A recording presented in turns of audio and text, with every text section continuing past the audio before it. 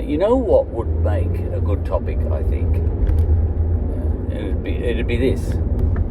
All right, it's about the place that social media is nuts. You know, it gets the world going nuts, which it does. I think. All right, but there's a little bit of a But how nuts? How nuts was the world able to go even before social media? I think that's a good subject. And out of hand, you could just say, nowhere near it. Nothing like it. No comparison. Things these days go viral. You get. And the one I was thinking about just before I pressed the button there was the Arab Spring, for example. Some bloke set himself on fire in Tunisia, was it? And suddenly, revolution swept right across the Arab world. That was like a trigger. And I thought about this one before I pressed play. You sort of think, now that was driven by social media.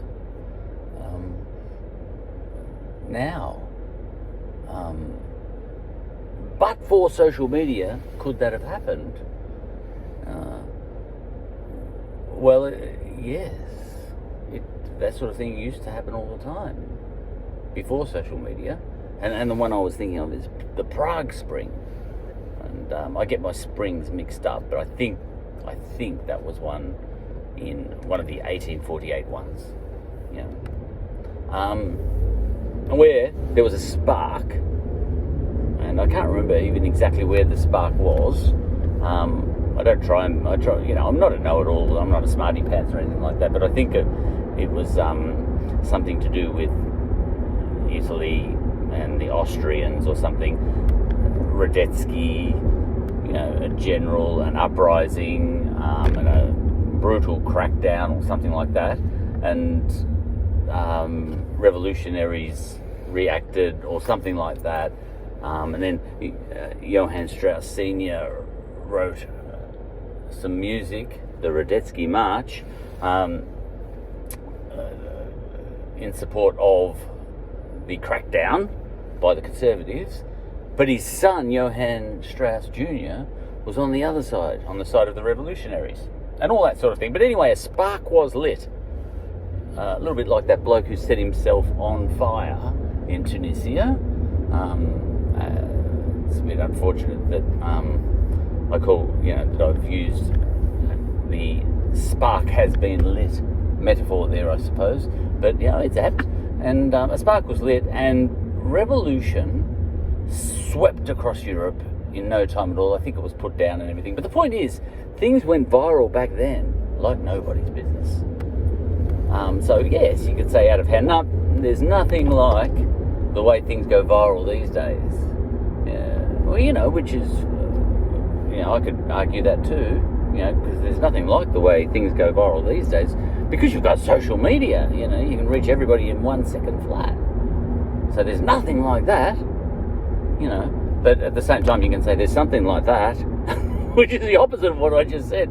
That's the crazy thing about argument, You can say, there's nothing like it. No, absolutely not. Then you can say, but there is. Because you can say, well, yeah, all right. The way things spread about with the Arab Spring, not too long ago, and the whole of the Arab world went into revolt, it just swept right across North Africa and across into the Middle East and all that sort of stuff in no time at all. Strongmen overthrown in no time. It was just whoosh. He says, nothing like that, and that's all because of social media. And you say, well, yeah, but there's something like that, because that kind of happened in Europe too in 1848, and that was before the internet. And you had, and there's other instances of that too. So there's something like that. This is that thing where two things can be true at once. There's nothing like that, but there's something like that. It's not that it probably didn't spread in a microsecond. It probably took a day or two. I think the Prague Spring, that might have taken what, a day and a half, 2 days, to spread right across Europe. Things move fast even without the internet. You know, news travels fast, uprisings travel fast, all that sort of thing. All right, okay, but how long did it take for the Arab Spring to spread? It probably took a week. How long did it take the Prague Spring to spread? Probably a week. Without the internet, I'd have to get onto Wikipedia and check how quickly each of these springs sprang. And the firestorm that engulfed Europe. How long did that take for that firestorm to just take hold of Europe? And how long did it take the more recent one, aided as it was by social media, to do the same thing across the Arab world? Well, all right. And there was another one I was thinking just before I pressed play. You sort of think, someone can be cancelled really quickly now, 5 seconds flat. Whoosh! Everybody knows about it, and the one that I'm watching at the moment is Kanye West. Ye. The bullshit artist, formerly known as Kanye West, now named Ye. Look, he's not a bullshit artist. He's probably got beautiful things in his mind. And he's speaking beautiful words as they're coming from his mind to his lips, and they come out of his lips, but those same words, which are anti-Semitic in nature, but not saying they were anti-Semitic when they left his heart and his mind. He probably had, I don't know what's on his mind, but he might have some very nice, he might be not being anti-Semitic at all in his mind. So when the thought leaves his mind and then leaves his mouth in the form of the words he's saying, they're not anti-Semitic. But when they fall on the ears of millions of people, at that point they become anti-Semitic. So if your intentions are good in speaking some words, but you do know that when those words aren't going to be interpreted in that nice way that you've spoken them, when they fall on other people's ears and go into other people's brains, are those words still noble, or do they lose their nobility by virtue of the fact that in this case, when they fall into other people's heads? So when it comes out of your head and into someone else's head, and then an idea comes out of your head, and it's a very noble idea. I don't know what his noble idea is, but let's just assume that he's got a noble thought in his head. Why he's saying these things about Jews controlling media and all that sort of stuff. All right. Well, you know where I'm going with all of that, and I won't even make a judgment. But point is, for this topic, okay, he got cancelled recently. Pretty cancelled. Did Kanye West? He got pretty cancelled, and because his words were judged to be anti-Semitic. And he said, they weren't anti-Semitic when they left my head. They only became, and I think what he's trying to say is that if everyone interprets my words as being anti-Semitic, they're misunderstanding me. But is it about being understood in this world, or is it about impact? Anyway, he was cancelled one way or another. All right. So could that have happened in the old days? Well, the one that springs to mind, the case that springs to mind, is Lindy Chamberlain. Whoosh! Everybody, except me. Everybody was talking about it. That dingo took my baby, she said. And that created a firestorm. And the way she reacted, Lindy Chamberlain, to the loss of her baby, it turns out a dingo couldn't have taken her baby. We know that now. But at the time, there were people who were certain that she killed the baby. Hang on. No, wait, it's the other way around. We now know that a dingo did take her baby. See, I don't follow these cases very strongly enough. I do know there's no way she could have killed the baby. She didn't do it. Yeah, I know that much. All right. So, but at the time there were heaps of people who said she killed it. She killed the baby, and they absolutely sure, and absolutely certain they were. And like, if you did a poll now, people, and you said, did you know that Lindy Chamberlain was guilty? I reckon you'd get about 2%, 1% of people answering yes. I was one of those who said she was guilty for sure. Poor woman. She lost her baby and then she got blamed for it as well. It's not just about being blamed for it, it's about being put in jail for it as well. And also having the entirety of your own whole country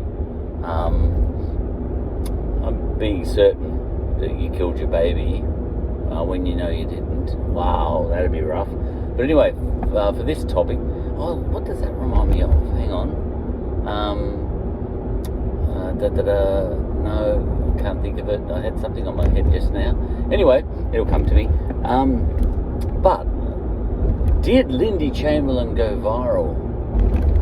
Oh, well, you could say, wow, nothing like the way something like the Kanye West thing is going viral at the moment. Nothing like that. But as soon as you say nothing like that, you can then suddenly say, well, something like that. Things could go viral. Yeah, but nothing like now. Nothing like these days. Oh yeah, but something like these days. Things could go viral. The world has always known how to go nuts, is what I'm thinking about.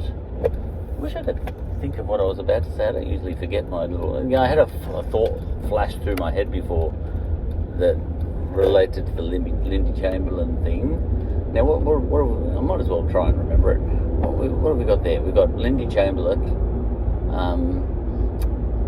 everyone feeling... that's it. Oh, that reminds me of Nazi Germany. Okay, that's the thought that flashed into my head. See, sometimes I'm talking and then something flashes into my head. I say, I should talk about that. All right, the thing that flashed into my head was this. If you did a poll, see, I even started. See, that's the thing that made the thing flash into my head. Okay, if you did a poll now, and said, who amongst you all was certain Lindy Chamberlain was guilty? I reckon you get a 2%. 2% of people saying, I was certain she was. But 1.9% of those people would say, I think, and I still think she did it.